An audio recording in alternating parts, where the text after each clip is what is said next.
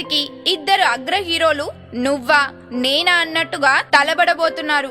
16 ఏళ్ల తర్వాత మళ్ళీ ఈ ఇద్దరు స్టార్లు ఢీకొనడం గమనార్హం. ఇదివరకు పోటీ పడ్డప్పటికీ ఇంత తీవ్రమైన పోటీ అనిపించలేదు, కానీ ఈ సంక్రాంతికి మాత్రం అంచనాలతో పాటు పోటీ కూడా తార స్థాయిలో ఉంది. దీంతో ఇద్దరు అగ్ర హీరోలతో పాటు వారి వారి అభిమానులు తీవ్ర ఉత్కంఠకు లోనవుతున్నారు. ఇద్దరు టాప్ స్టార్స్ మూవీస్ ఒకేసారి రిలీజ్ కావడం చాలా అరుదు. నిజం చెప్పాలంటే ఒక బిగ్ స్టార్ సినిమా ఇంకో బిగ్ స్టార్ మూవీతో ఢీకొని చాలా కాలమే అయింది.